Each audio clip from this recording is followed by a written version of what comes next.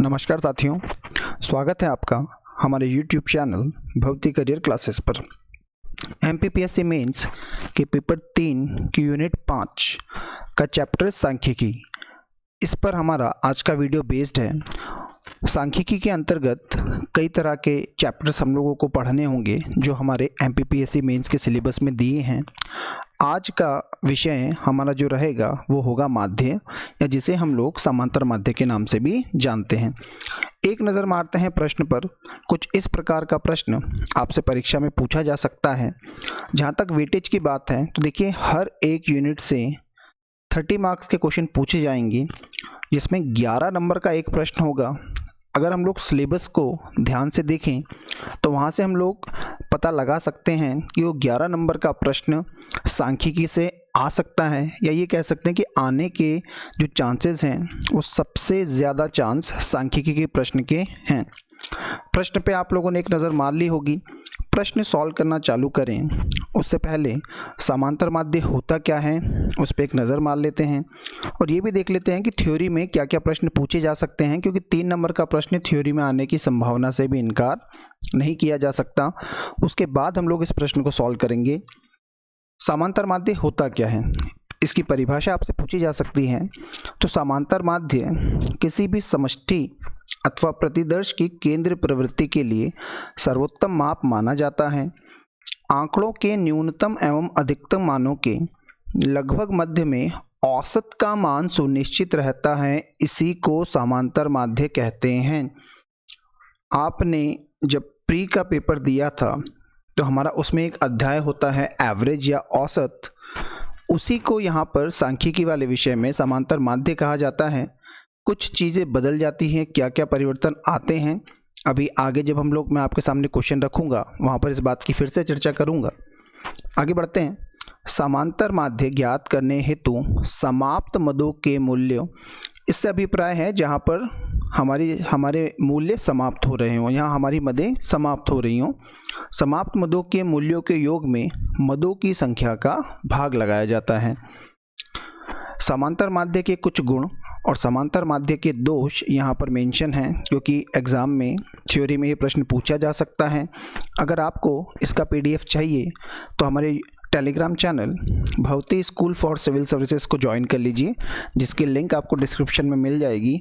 ना केवल इस पर्टिकुलर टॉपिक के बल्कि इसके अलावा भी काफ़ी सारा अन्य स्टडी मटेरियल भी वहाँ पर अवेलेबल है, तो आप चैनल को ज़रूर ज्वाइन करें।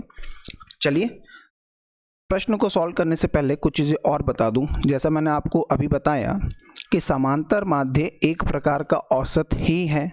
अगर ये औसत ही है तो क्या परिवर्तन आने वाला है उस पर नज़र मारते हैं। यहाँ पर देखिए, प्रश्न कुछ इस प्रकार के होंगे।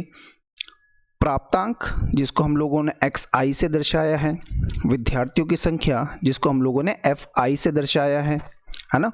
या तो प्रश्न इस प्रकार का आएगा, या फिर प्रश्न कुछ इस प्रकार का देखने को मिलेगा जहाँ पर हमें वर्ग अंतराल बता रखे हैं कि वर्ग अंतराल 10 से 25 है, यहाँ पर 25 से 40 है, 40 से 55 है। दरअसल होगा क्या, वर्ग अंतराल को हम लोग डिनोट करेंगे x से, और फिर इसी वर्ग अंतराल से ये वाली सारणी जो हमारी पहले की बनी हुई है इसको ड्रॉ करना पड़ेगा, और तब कहीं जाकर हम लोग इस प्रश्न को सॉल्व कर पाएंगे। प्रश्न आपको इस प्रकृति के देखने को मिलेंगे। मैं उम्मीद करता हूँ यहाँ तक आपको सारी बातें समझ आ गई होंगी। समांतर माध्य करने की विधियों पे भी डिस्कशन कर लेते हैं। 2 प्रकार की विधि होती है। पहली विधि कहलाती है प्रत्यक्ष विधि, जबकि दूसरी विधि है हमारी कल्पित मान। परीक्षा में यदि वो मेंशन करता है कि प्रत्यक्ष विधि से ज्ञात कीजिए या कल्पित विधि से ज्ञात कीजिए, तो आपको उसी विधि के साथ जाना पड़ेगा। और अगर ये बात नहीं कही गई कि किस विधि के साथ आपको सॉल्व करना है, तो आप किसी भी विधि से सॉल्व कर सकते हैं। अभी इस लेक्चर में हम लोग दोनों विधियों पे चर्चा करेंगे, फिर आपको जो ज़्यादा अच्छी विधि लगे आप उसके साथ जा सकते हैं। ठीक, हम लोग प्रश्न सॉल्व करने की स्थिति में अब हैं। चलिए एक नज़र मार लेते हैं प्रश्न पे वापस, जहाँ पर हमें दिया गया है सबसे पहले पौधों की संख्या, और पौधों की संख्या को हम लोग डिनोट करेंगे x से। ठीक, फिर बता रखा है घरों की संख्या, घरों की संख्या को हम लोग डिनोट करेंगे FI से। घरों की संख्या हमारी फ्रीक्वेंसी या बारंबारता कहलाएगी। पौधों की संख्या, है ना, पहला जैसा बता रखा है 0 से 2। टेबल जो बनेगी उसका इमेज मैंने आपके सामने ऑलरेडी बना रखी है। टेबल को फिल कैसे करना है वो देख लेते हैं।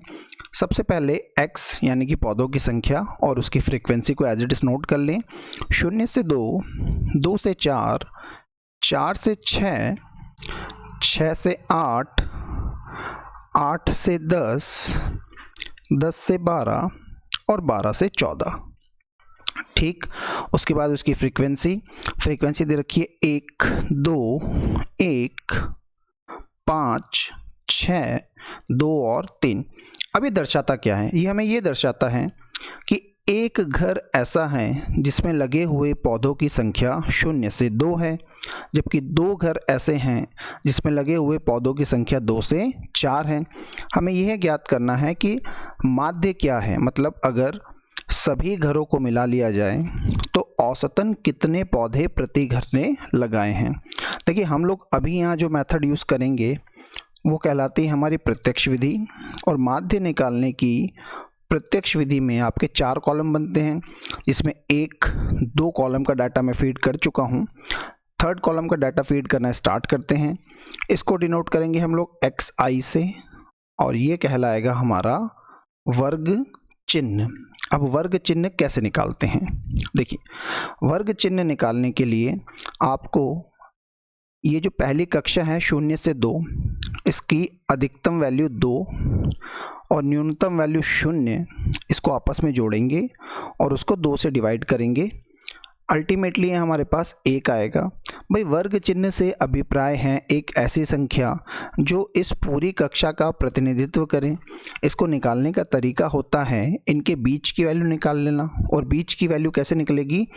अधिकतम और न्यूनतम में 2 का भाग दें, क्योंकि 2 का भाग देने पर हम लोग बीच वाली संख्या प्राप्त कर लेंगे। यहाँ पर वर्ग चिन्ह बनेगा 1। ऐसे ही दूसरे वाले में जब हम लोग निकालेंगे तो अधिकतम 4 में न्यूनतम 2 जोड़ेंगे, जो बनेगा 6। 2 से डिवाइड करने पर ही आ जाएगा 3। अब देखिए, बार बार करने की आवश्यकता नहीं है। यहाँ पर हम लोग देख पा रहे हैं कि वर्गांतराल जो है वो हमारे पास 2 है। वर्गांतराल से अभिप्राय है ये 0 से 2 की जो कक्षा है इसके अधिकतम मान और न्यूनतम मान का अंतर 2 है। अगर आप बाकी डाटा को भी ऑब्जर्व करेंगे, देखिए हर एक जगह पर किसी भी कक्षा के अधिकतम मान और न्यूनतम मान का अंतर जो है वो 2 है। तो आपको भी यहाँ पर 2 ऐड करते चलना है। 1 के बाद 3, 3 के बाद 3 में 2 जोड़ूंगा 5, 5 के बाद 7, 7 के बाद 9, 9 के बाद 11 और 11 के बाद 13। तो इस प्रकार से हमारा तीसरा कॉलम, जिसको हम लोग वर्ग चिन्ह कहेंगे, वो तैयार हो जाता है। अगला कॉलम बनाना है हमें fi इंटू xi का, मतलब इन दोनों का आपस में गुणा करके लिखना है। 1 का 1 में मल्टीप्लाई करेंगे 1, 2 का 3 में गुणा करूँगा 6, 1 का 5 में गुणा करूँगा 5, 5 का गुणा 7 में करेंगे 35, 6 का गुणा 9 में करेंगे 54, 2 का गुणा 11 में करेंगे तो ये बनेगा हमारे पास 22, और 3 का गुणा 13 में करेंगे तो बनेगा हमारे पास 39। और आखिरी में हम लोगों को इस फ्रीक्वेंसी को हिंदी में बारंबारता कहते हैं। बारंबारता वाले कॉलम का योग निकालना है, जो कि देखते हैं कितना बनता है। 1 और 2 3, 3 और 1 4, 4 और 5 9, 9 और 6 15, 15 और 2 17, 17 और 3 20।